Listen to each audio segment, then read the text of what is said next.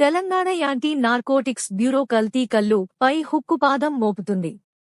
బోధన్ పట్టణం అంబేద్కర్ చౌరస్తా నుండి బస్టాండ్ వరకు ప్రచార ర్యాలీ నిర్వహించారు. ఆర్టీసీ ప్రాంగణంలో ఏర్పాటు చేసిన కార్యక్రమంలో ఏసీపీ సుబ్బరామిరెడ్డి మాట్లాడుతూ కల్తీ కల్లుపై ప్రజలకు చైతన్యవంతులను చేసి ఆరోగ్యాలను కాపాడాల్సిన బాధ్యత అందరిపైన ఉందన్నారు. కల్తీ కల్లు వ్యాపారులు అక్రమ సంపద కోసం అమాయకుల జీవితాలతో చెలగాటం మడుతున్నారని మండిపడ్డారు. బోధన్ ఏసీపీ శ్రీనివాస్ మాట్లాడుతూ మీ పిల్లల భవిష్యత్తుని దృష్టిలో ఉంచుకుని కల్తీ కల్లు, గంజాయి వంటివి దూరం చేసుకోవాలని సూచించారు.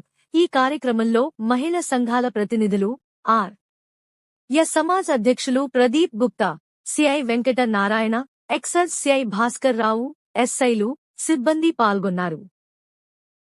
ఈ కల్లులో న్యాచురల్ కల్లు నుంచి కలిపి డబ్బు సంపాదించుకుంటున్నారు. మీకు తెలుసో తెలీదో,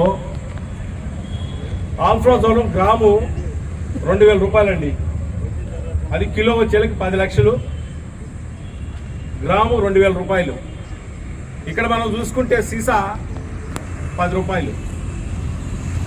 అతను 2000 సీసాలని నీళ్ళల్లో ఒక ఆల్ఫ్రాజోలం గ్రాము కలిపి 2000 సీసాలు తయారు చేస్తున్నాడు.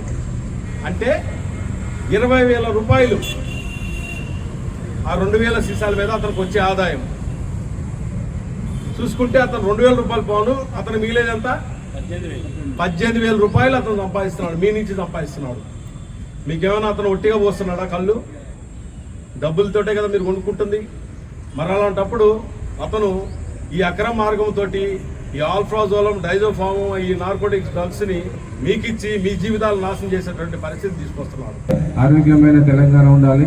మన ప్రభుత్వ ఉద్దేశాన్ని మీరందరూ కూడా అర్థం చేసుకొని మీకోసము, మీ ఆరోగ్యం కోసము, మీ వ్యవస్థ కోసము, రాబోయే పిల్లల జనరేషన్ కోసము ఎంతో కష్టపడి ఈరోజు ఈ యాంటీ నార్కోటిక్స్ వ్యవస్థ మన కోసం పనిచేస్తుంది. అదేవిధంగా గాంజా కానీ ఈ ఆల్ఫాజోలం ఏదైనా అసాంఘిక ఇవన్నీ కార్యక్రమం ఇల్లీగల్ యాక్టివిటీస్ ఏదున్నా కూడా మీరు చెప్పొచ్చు. ఖచ్చితంగా మేము చట్టపరమైన చర్యలు తీసుకుంటాం.